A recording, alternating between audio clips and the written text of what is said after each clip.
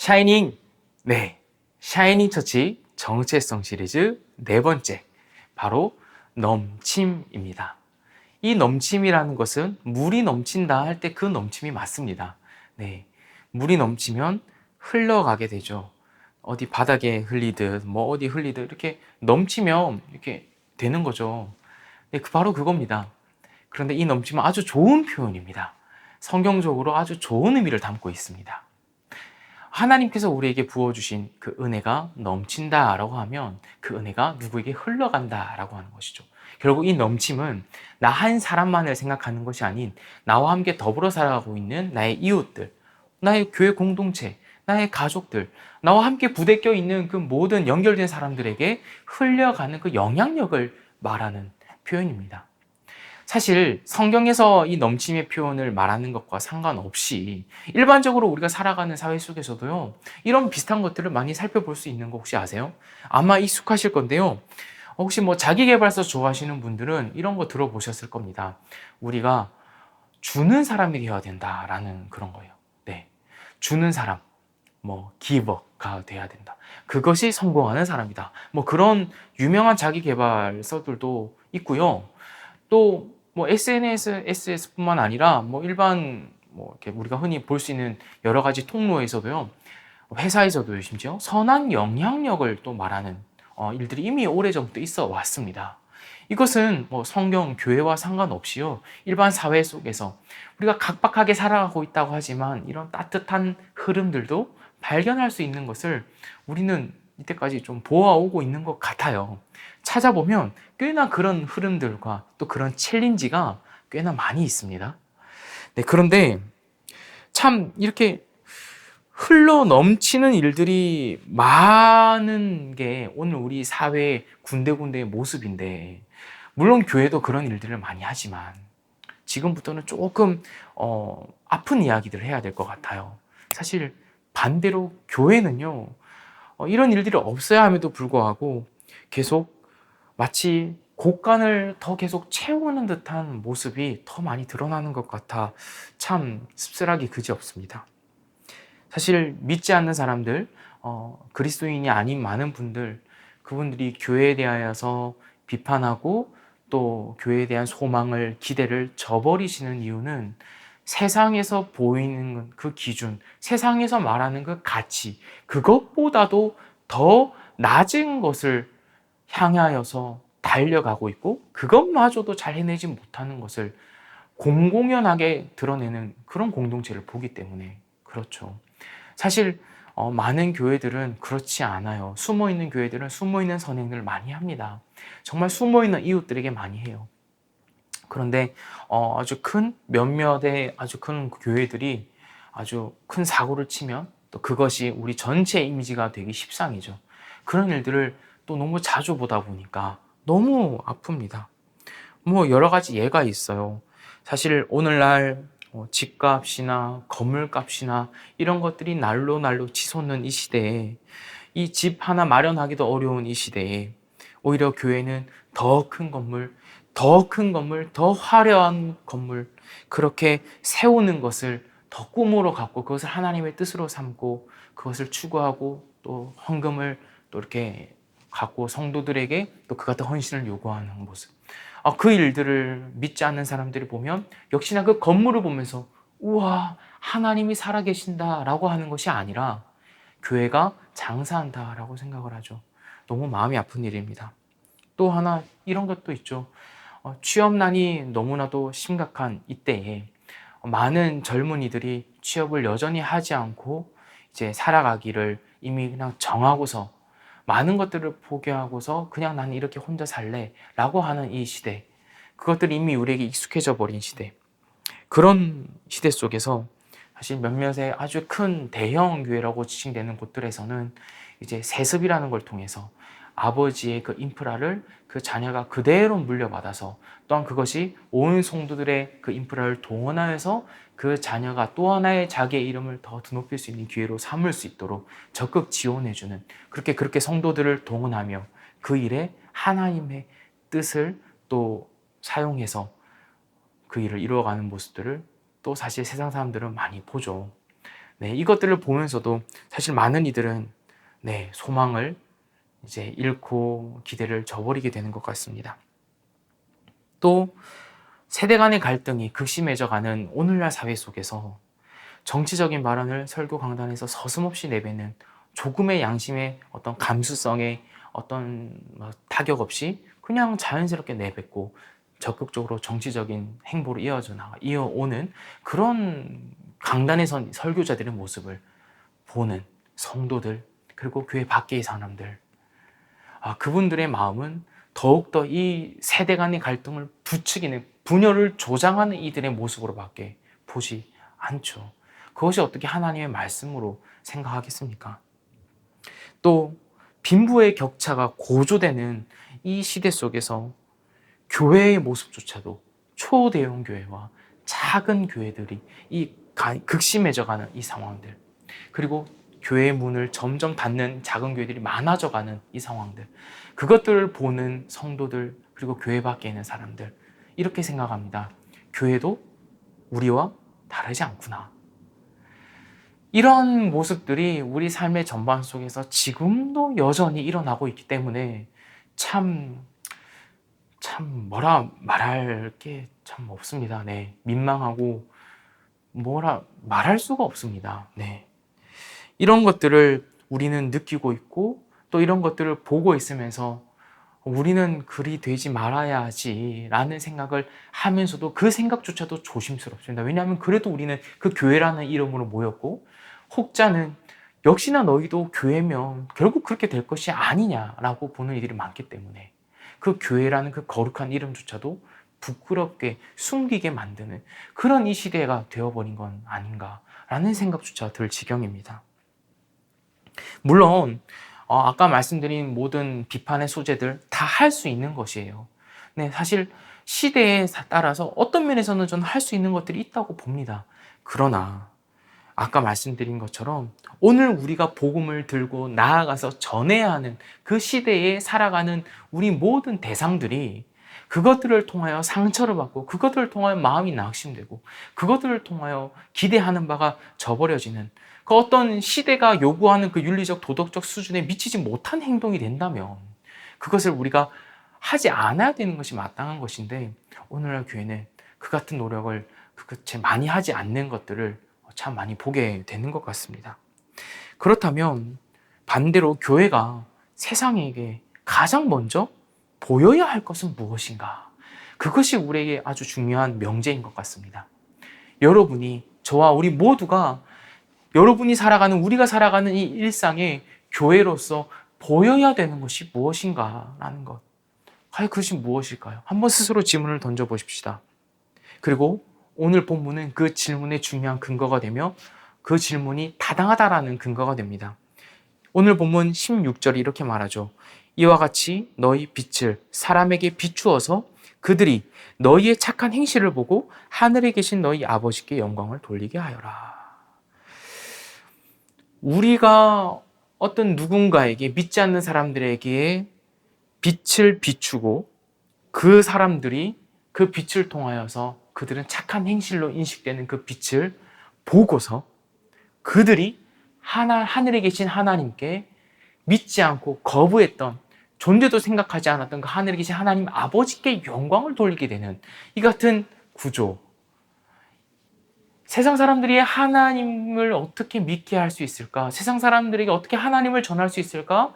세상들에게 하나님이 존재하시고 살아계신다는 것을, 그분이 영광스러우신 분이란 걸 어떻게 알려줄 수 있을까? 여기 해답이 있는 겁니다. 바로 우리의 빛을 사람에게 비춘다라는 것. 신자의 행위가, 우리 빈님들의 그 아름다운 빛이 믿지 않는 사람들에게 보여졌을 때 하나님께 영광을 돌릴 만한 것이 마땅히 되어야 된다라는 의미이기도 합니다. 우리가 보이는 빛은요, 단순하게 예수 믿으세요 라는 말도 아주 물론 저는 귀한 복음의 내용이라고 생각하지만, 그 대상을 생각한다면 조금 더 지혜롭게, 조금 더 그들에게 빛으로 다가갈 만한 그 빛의 모습을 띠고 저는 노력을 하고 고민을 해야 된다라고 생각을 합니다. 그래서 그 빛을 보고 단순히 예수 믿으세요라는 말만 듣고 대부분의 사람들은 아주 소수의 특정 사람들은 그 말만 듣고 마음이 동하는 성령 하나님의 역사가 있을 수도 있어요. 그러나 대부분의 사람들은 그렇지 않다라는 거죠. 우리가 그들에게 보이는 그 착한 행실, 우리가 밝게 드러내 보이는 빛, 그 행실로 인하여서 하나님이 정말 살아 계시구나, 정말 그분 영광스러운 분이시구나, 이것은 하나님의 존재를 빼놓고는 설명할 수 없는 일이구나 라는 것이 반드시 있다라는 겁니다. 그것을 그들에게 빛으로 우리는 비추어 준다라는 겁니다. 이것은 단순히 윤리 도덕 실천의 얘기가 아니에요. 이것은 우리의 정체성이 담겨있는 내용이고요. 우리의 원래 상태가 담겨있는 내용이고요. 하나님이 우리에게 행하신 일이 담겨있고요. 그리고 그 일에 대한 우리의 포기와 다시 우리의 일어섬조차도 다 담겨있는 그러한 우리의 인생 전반이 담겨있는 내용입니다. 우리가 정말 넘치는 삶을 산다면, 빛을 비추는 방식으로서 누군가에게 흘려보내는 삶을 살기 원한다면, 우리로 인하여서 누군가가 하나님의 영광을 돌리는 그 같은 일들이 일어나기 위해서라도 우리는 넘침에 대한 예를 이렇게 알고 있어야 됩니다. 먼저는 사실 우리는 죄악과 진노로서 넘쳤던 사람들입니다. 아니 갑자기 왜 빛 얘기하고 좋은 윤리 도덕 얘기할 것 같다가 왜 갑자기 죄악과 진노를 얘기하느냐. 사실 우리의 원 모습, 우리의 본래 상태가 어떠한 존재였는지부터 출발하지 않으면 우리의 넘침과 우리에게 주어진 빛은 아무런 우리의 가문과 능력으로 여겨지지 않습니다. 이것이 우리의 신뢰와 확신과 어떤 은혜로서 여겨지지 않는다라는 거예요. 그러나 성경은 분명히 말합니다. 우리는 원래 빛나는 사람들이 아니었다고요. 우리는 하나님의 은혜 같은 것이 넘치는 사람들이 아니었다라는 겁니다. 시편 38편 4절 새번역 성경은 이렇게 말하고 있어요. 내 죄의 벌이 나를 짓누르니 이 무거운 짐을 내가 더는 견딜 수 없습니다. 이것이 원문을 조금 의역해서 개역개정이 이렇게 표현하고 있는데요. 내 죄악이 내 머리에 넘쳐서 무거운 짐 같으니 내가 감당할 수 없나이다. 이제 원문에서는 이 큰 죄악들이, 이 약함이 내 머리 위를 지나는데 나에게 다가와 나를 이렇게 훑어버리는데 그 죄의 짐이 너무나도 나를 무겁게 하는데 그것이 너무나도 내가 견디지 못하는 것이다 라는 식으로 이제 설명을 하죠. 그런데 이 나 개인의 부분에서 이 다윗이 시편 38편에서 고백하는 것 말고도 하나님의 이 진노 또한 우리에게 넘친다라는 것을 심지어 이 민족의 단위로서도 성경은 보여주고 있는데요. 바로 이사야 8장의 7, 8절이 이렇게 말합니다. 제가 한번 그 일부를 읽어보겠습니다. 7절. 나 주가 저 세차게 넘쳐 흐르는 유프라테스 강물 곧 아시리아 왕과 그의 모든 위력을 이 백성 위에 뒤덮이게 하겠다. 그때에 그 물이 온 셋강을 뒤덮고 둠마다 넘쳐서 유다로 밀려들고 소용돌이 치면서 흘러 유다를 휩쓸고 유다의 목에까지 찰 것이다. 이게 무슨 말인가요? 하나님의 백성인 그 유다 백성들, 그들에게 하나님이 그 이방 나라라는 그 하나님의 막대기를 사용하셔서 하나님의 나라라고 택함 받았던 그 유다 민족을 하나님이 심판하실 것이다 라는 예언의 말씀입니다. 그들에게 하나님의 진노가 그 이방 나라로부터 밀려들어 넘쳐서 너희를 완전히 덮어버릴 것이다 라고 하나님의 그 진노의 크기에 대해서 이야기하고 있습니다. 다윗이 말했던 그 죄의 크기, 그 죄의 무거움, 나를 덮친 그 넘치게 흐르는 나를 짓누르는 그 죄의 무게, 그리고 이 민족과 나라를 삼켜버릴 만한 하나님의 진노의 크기, 이것을 우리는 도저히 어떻게 해결할 방법이 없는 거예요. 그런데 성경은 이 가운데서 그것을 홀로 받아내신 분이 계시다라고 얘기를 합니다. 바로 예수 그리스도세요. 예전에 설교에서 한번 이런 얘기를 한 적이 있습니다. 예수님이 십자가에 달려 돌아가시기 이전에, 잡히시기 이전에 겟세마네라는 동산에서 땀을 피처럼 흘리면서 기도하시는 장면이 있는데, 그때 예수님이 이런 말씀을 하십니다. 제자들에게요. 내 마음이 근심에 쌓여 죽을 지경이다. 왜요? 예수님이 감당하실 그 십자가의 무게가 온 인류의 죄이며 온 세상 심판과 하나님의 그 진노의 무게라는 것을 예수님이 직접 지금 경험하고 계시기 때문에 그렇습니다. 그리고 이렇게도 말씀하십니다. 하나님께 대하여 기도하실 때 유명한 구절이죠. 아버지께서는 모든 일을 할 수 있으시니 내게서 이 잔을 거두어 주십시오. 이 한 예수님이라는 한 개인에게 온 인류와 우주에 임할 하나님의 진노, 곧 죄에 대한 하나님의 그 심판이 수렴되고 있다라는 것. 그 사실을 이 겟세마네 기도에서 볼 수 있습니다. 그리고 이 겟세마네라는 이름, 그것도 올리브 프레스가 이 올리브를 짜는 곳이라는 그런 이름이 담겨 있는데 마치 예수님의 모습이 그렇게 짜여지는 듯한 모습으로 기도하고 계시죠. 그 땀을 피처럼 흘리시면서요. 그렇게 얼마나 그 진노와 그 죄의 무게가 고통스럽고 무겁고 너무나도 컸으면, 우리가 상상할 수 없을 정도로 컸으면 그 한 개인이 그 수렴에 내실 만한 그 일을 경험해 나가실 때 얼마나 그것이 두렵고 얼마나 무겁고 얼마나 이루 말할 수 없는 그런 감당할 무게가 아닌 그런 것이었겠습니까? 그리고 결국 예수님께서는요, 십자가에 달리셔서 절망의 심연에서 절규하시는 모습으로 그 모든 무게를 담당해내십니다. 마가복음 15장 33절과 34절을 제가 인용해 왔습니다. 한번 읽어볼게요. 여기에는 이 마가가 기록하고 있는 이 낮의 이 어둠과 빛의 변화가 나타나는데요. 이것이 어느 시점에서 바뀌어지는지 한번 유의 있게 들어보십시오. 15장 33절, 낮 12시가 되었을 때에 어둠이 온 땅을 덮어서 오후 3시까지 계속되었다. 3시에 예수께서 큰 소리로 부르짖으셨다. 엘로이 엘로이 레마 사박다니. 그것은 번역하면 나의 하나님, 나의 하나님, 어찌하여 나를 버리셨습니까? 하는 뜻이다. 낮 12시부터 3시, 아주 해가 높이 떠 있을 만한 상식적인 시간이지 않습니까? 근데 그 시간에 33절에서는 어둠이 온 땅을 덮었다라고 합니다. 그런데 그 어둠이 걷히는 그 3시에 예수님이 무엇을 하시기 시작하면요, 바로 절규하시기 시작합니다. 다시 한번, 어둠이 걷히는 그때에 예수님이 절규하십니다. 큰 소리로 부르짖으십니다. 나의 하나님, 나의 하나님, 어찌하여 나를 버리시나이까? 예수님이 어둠을 걷어내시고 우리 가운데 빛을 들이우실 때에 예수님이 보아라 빛이다 라고 하시는 방식으로 하지 않으셨습니다. 십자가상에서 절규하실 때에 그 모든 하나님의 진노와 그 심판, 이 죄에 대한 모든 무게를 감당해내시면서 완전히 그 자체가 죄가 되어버리실 때에, 그분이 죄가 되어버리신다는 말이 성경에 있습니다. 그분이 죄를 온전히 담당하신 죄 그 자체가 되어버리시는 그 경험을 하시면서 주님과 완전히 하나님과 단절되어 버리시는 그 경험을 하실 그때에 드리웠던 어둠이 걷히기 시작합니다. 밝아지기 시작해요. 어둠이 물러나고 드러납니다. 빛이 말이죠. 예수 그리스도께서 우리에게 드리우신 빛은요, 예수님의 그 절규로 드리우신 겁니다. 이것이 우리가 빛이요, 우리가 그 빛을 드러낸다라고 할 때에 담겨 있어야 하는 그 빛의 내용입니다.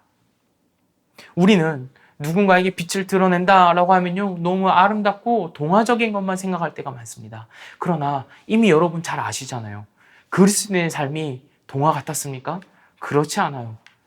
저도 지금까지 동화 같은 삶을 꿈꿨던 적은 있습니다만 성경을 읽으면서 그 삶을 더 이상 꿈꾸게 되지 않았던 것 같아요. 다만 주님 다시 오실 그날부터는 그 상상했던 그 주님이 보이시는, 성경에서 나타내 보이시는 그 아름다운 순간들이 저는 있을 것이라고 분명히 소망합니다. 그러나 우리 일상 속에서는 그렇지 않잖아요. 그래요. 우리가 드러내 보이는 빛은요, 마냥 아름답고 화려하고 부유하고 풍족하여서 나에게 아무런 고통과 절망과 고민이 없는 그런 빛이 결코 아니라는 겁니다. 예수님께서도 그렇게 우리에게 빛을 드리고 오셨는데 말이죠. 예수님께서도 그렇게 우리의 죄를 해결하실 때 십자가상에서 절규하시는 것으로 우리의 죄를 완전히 해결하셨지 않습니까? 우리가 하나님의 자녀, 주님 앞에 의로운 자, 의인, 그 같은 엄청난 지위를 하나님으로부터 부여받은 것, 그것은 너무나도 어벙벙할 정도로 상상도 안 되는 지위를 부여받은 것인데, 그와 비슷한 결에서 쓰여지는 것이 바로 너희는, 오늘 본문 첫 번째부터 나오는 너희는 세상의 빛이다 라는 것, 그것이거든요. 그런데 이 존귀한 표현, 너희는 빛이다 라는 그것은요, 단순히 아름다운 것으로만 표현되지 않는다라고요. 예수님도 빛과 절규가 함께 섞여서 함께 조화되어서 그분의 인생이 기록되어져 있었다고요. 예수님은 예수님의 그 절규로 어두움을 걷어내시고 빛을 밝히셨습니다. 그래서 우리에게도 다 나름의 절규가 있습니다. 과거에 우리의 절규는 하나님의 그 심판과 그 진노에 두려워서 드릴 만한 절규였다면, 이제는 완전히 바뀌어 버렸습니다. 이제 우리의 절규라는 것은 이 하나님의 그 빛이 이 어둠이 드리운 우리의 일상 속에, 우리의 세상 속에 비추이기 위하여서 우리가 고뇌하고 우리가 갈등하기 때문에 나타나는 절규라는 겁니다.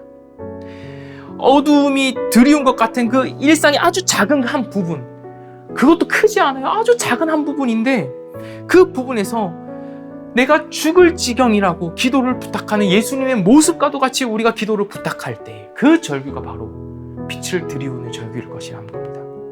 그리고 주님, 내가 이것을 도저히 감당 못하겠다고 이 잔을 거두어 달라고 회피하는 그런 예수님의 모습과도 같이 우리가 피하고 싶으면서도 결국 또다시 주님 뜻대로 하길 바라는 그런 기도를 하는 우리의 모습의 절규, 그것이 우리의 일상에 빛이 드리워지는 우리의 절규라는 겁니다. 세상은 왜 이렇습니까? 라고 한탄하며 이 악한 사람들이 득세하고 주님께서 살아계신데 그들이 심판받지 않는 현실을 계속 눈으로 보아야만 하는 그 안타까움을 선지자들이 계속 외쳤던 그 절규, 그 선지자들과 같이 세상의 한 부분에서 소리 내보는 우리의 절규들, 바로 그 절규가 여러분의, 우리의 일상에 빛을 드리우는 절규가 된다고요. 비단 우리의 빛만 퍼져나가는 것은 아닙니다. 악성 종양들도 퍼져나가는 것을 성경이 말합니다. 디모데후서에서는요, 바울이 디모데에게 목회적인 권면을 더하면서 거짓된 진리, 이 악성 종양과 이 암덩어리와도 같은 이 거짓된 진리도 퍼져나간다. 그러니 경계해라 라고 말합니다. 그 악성 종양의 내용들은 진리와 멀어진 것이며 부활은 이미 지나갔다, 이제 부활은 없다 라는 그런 반진리의 반복음적인 내용들인 겁니다. 그 암덩어리와 같은 절규들은요, 암덩어리와 같은 그 말들은요, 우리가 비추이는 그 빛의 절규와는 너무나도 달라서요, 가볍고 빠르고 화려하고 누군가를 요동쳐서 불안하게 만들고 마음을 뒤엎어버립니다. 그러나 우리가 보이는, 우리가 살아가는 이 어둠이 드리운 곳에서 나타내는 우리의 그 절규는요, 어둠 속에 있는 이들을 비추고 무엇이 빛인지를 드러내면서 그 마음을 주 안에서 견고하게 이끕니다. 이것이 바로 교회가 비추는 빛이에요. 이게 바로 교회의 넘침입니다. 이것이 바로 빛의 확산이며 빛의 퍼짐입니다. 우리도 절규하게 될 때가 있어요. 그래서 여러분도 절규하게 되실 때가 있어 왔을 것이며 있으실 겁니다. 착한 행실이라는 것은 생각보다 화려하거나 아름답지도 못하고 그 효과도 즉각적이지 않기 때문에 그렇습니다. 그러나 빛이라는 것은 계속 비추인다는 것이 중요하죠. 왜냐? 존재 자체가 빛이기 때문에요. 그래서 주님은 우리를 빛이라고 지칭하셨습니다. 빛을 반사해내는 그 무엇인가가 아니라 너희는 세상의 빛이라 라고 하셨어요. 그 대상도 세상이라고 정해주셨고요. 우리는 누군가의 어둠을 걷어내고 빛을 비추어주면서 누군가의 결핍을 채워주는 일을 하게 될 것입니다. 그것이 우리가 빛을 비추이는 방식이 될 겁니다. 절규하는 그 교회의 모습으로 우리는 누군가에게 빛을 비출 것입니다. 절규하는 모습으로 절규조차 하지 못하는 이들에게 다가가 빛을 비추는 원리로서 우리가 그들에게 넘치고 흘려보낼 것입니다. 우리에게 넘쳐 흐르는 그 빛은 이미 우리를 향해 비추신 그 그리스도의 빛인 것을 우리는 기억하며 주님께로부터 온 빛임을 우리가 소망으로 삼고 그 절규할 때마다 주님을 바라봅시다. 그 절규가 땅에 떨어지는 아무것도 아닌 허황된 것이 아닌 반드시 심길 주님을 향한 기도가 됨을 우리가 기도합시다. 그리고 기억하고 신뢰합시다. 주님께서도 그 십자가에서 그 극한으로 상상할 수 없는 고통 속에서 그 모든 죄와 심판과 진노를 담아내시면서 내뿜으셨던 그 절규, 그것으로 이 땅 가운데 빛을 들이우셨고 우리를 구원하셨기 때문에 그렇죠. 우리는 이 같은 절규가 있을 때마다 정말 주님을 바라보기를 포기하지 않는 그 같은 아름다운 교회된 것을 우리가 기억하며 또 그 같은 샤이닝 처치가 되기를 간절히 소원합니다.